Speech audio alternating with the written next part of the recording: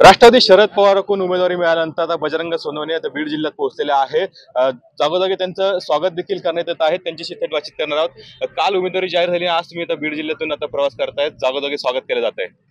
पहिल्यांदा मी आदरणीय शरदचंद्रजी पवार साहेब असतील, जयंत पाटील साहेब असतील आणि सर्व पक्षाचे वरिष्ठ नेत्यांचे आभार मानतो।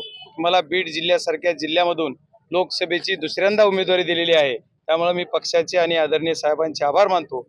आणि बीड जिल्ह्याच्या जनतेचा स्वाभिमान आणि सन्मान राखण्यासाठी मी बीड जिल्ह्यामध्ये आता आज पदार्पण झालं, तिचं जागोजागी स्वागत होतंय हे आपण सगळेजण बघताय। याचाच अर्थ असा आहे की बीड जिल्ह्यातल्या जनतेला मला खासदार करायचे बीड जिल्ह्याच्या जनतेने ठरवलेलं आहे। खरं तर काल गेल्या वेळेला प्रीतम मुंडे होतात, यावेळेला थेट आता पंकजा मुंडे आहेत, कसं आव्हान वाटतं? नाही, याला आव्हान म्हणायची काही गरजच नाहीये। आव्हान याचा अर्थ आव्हान कुणाला असतंय की आव्हान आपण आव्हानाचा विषय कुठे करा, यांना आव्हानात्मक कुठलं काम जर असेल समोरच्या उमेदवाराचं त्याचं आव्हान वाटलं, मला याचं काही आव्हान वाटत नाही। खरं तर प्रीतम मुंडे 10 वर्ष खासदार होतात, मग कसं काम होतं, तुम्ही समाधानी आहात त्या कामामुळे? मी तर समाधानी नाहीच नाही, पण बीड जिल्ह्यातली कुणीही जनता समाधानी नाहीये। बीड जिल्ह्यातल्या प्रत्येक जनतेला ह्या खासदारांचा बदल हवा आहे आणि बीड जिल्ह्यातल्या जनतेला नवीन खासदार हवा आहे। मागच्या वेळेस सुद्धा जनतेने एवढं मतं दिले, 5,09,000 मतं जवळपास मला या बीड जिल्ह्यातल्या जनतेने दिले। त्याचाच एक भाग म्हणून त्यांचा सन्मान आणि स्वाभिमान राखण्यासाठीच मी ही निवडणूक लढत आहे। गेल्या वेळेला धनंजय मुंडे तुमच्या सोबत होते, यंदा मात्र ते त्यांच्या बहिणीसोबत आहेत।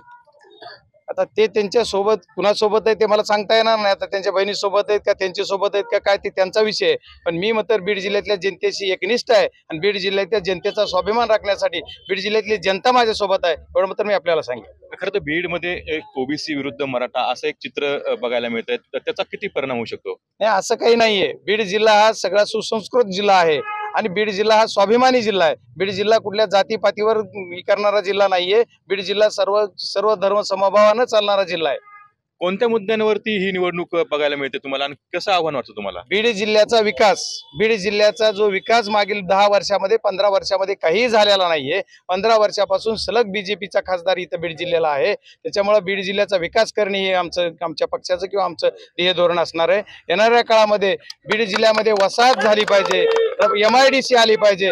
बीड जिल्ह्याच्या खासदारांनी मागच्या काळामध्ये काही एकही कुठलं केंद्राची योजना आपल्या बीड जिल्ह्यात आणलेली नाही किंवा केंद्राचा कुठलाही निधी खेचून आपल्या जिल्ह्यात आणलेला नाही। रेल्वेचं एवढं मोठं जी बोगी तयार करायचं कारखाना होता तो लातूरला नेला त्यावेळेस तिथल्या खासदारांनी, त्याच्यामुळे इथं कुठलीही गोष्ट नाही। रेल्वे आमच्या जन्मापासून म्हणतोय ते रेल्वे विलासराव देशमुख ज्यावेळेस मुख्यमंत्री होते त्यावेळेस अर्धा हिस्सा महाराष्ट्र शासनाने द्यायचं कबूल केलं, त्याच्यानंतर ही रेल्वे आदरणीय शरदचंद्रजी पवार साहेब केंद्रात असताना त्यांनी मंजुरी दिली, तिथून जी आज चालू आहे आता ह्या 15 वर्षात त्यांनी खासदार असताना कधीही तिथं काही केलं नाही। आणखी फक्त आष्टीपर्यंत रेल्वे आली असं म्हणलं जातंय, प्रत्यक्षात त्याचाही काही पट्ट्याबोळ आहे, कारण जर त्याची कनेक्टिव्हिटी परळीहून नाही झाली तर त्या आष्टीला कोण जाणार आहे? आष्टीहून नगरला जायला कोणी मोकळा नाही, कारण पायी जायला लोकांना ती कनेक्टिव्हिटी नगरला।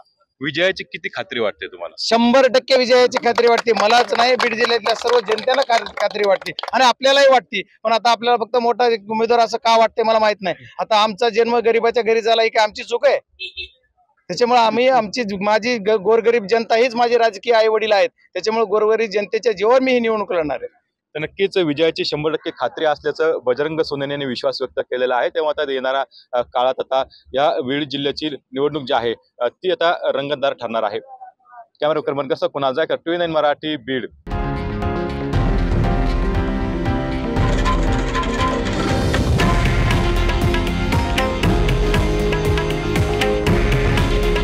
हे आहे देशातील नंबर 1 न्यूज नेटवर्क आणि आपण पाहत आहात TV9 मराठी।